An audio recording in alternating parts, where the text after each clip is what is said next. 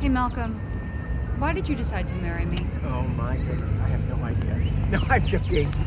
It was a very dedicated search. I was doing about 5 dates a week for a good, I guess at that point, at least 5 years. This is actually true though. He really was dating like crazy. And I know this for a fact because after Malcolm and I started dating, women would come up to him at like random parties we'd go to and say, you're that guy from OkCupid. It's crazy.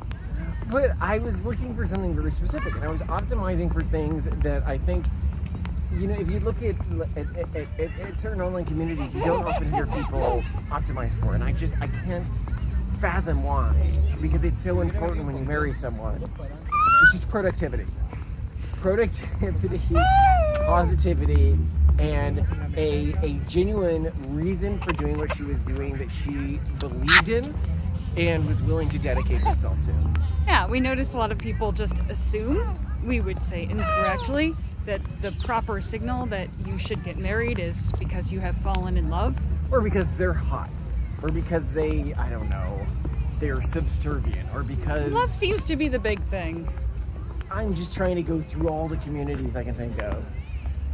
Because they're God-fearing. And that one I would say, if you're a God-fearing person, then absolutely, that's a good reason to marry someone. Because it's, sort of a dedication to a cause.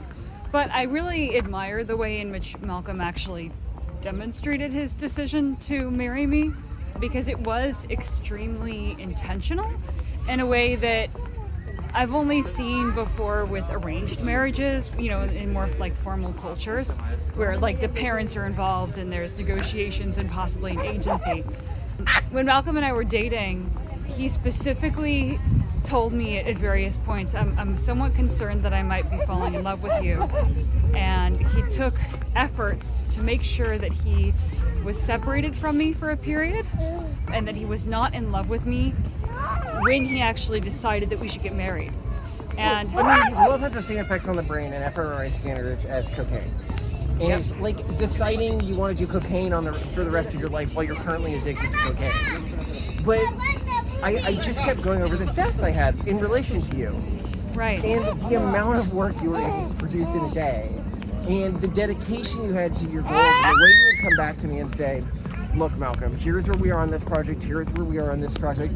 And I remember at first I was like, but these are like projects that I was invested in. Like, why are you? And she was, Malcolm, these are important. And you've fallen behind on this aspect and this aspect. And we need to get this out there.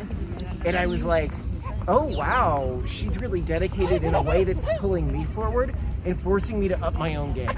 And then I started to really improve myself because I get up in the morning and I sort of take an inventory of what I did yesterday, and I take an inventory of what you completed yesterday, and I'd say, wow, I'm really behind. I can do better and I can be better. if I'm being genuinely honest, I would say that I probably married Malcolm because I was head over heels in love with him. And actually, like, in my logical plans, I wanted to be single forever.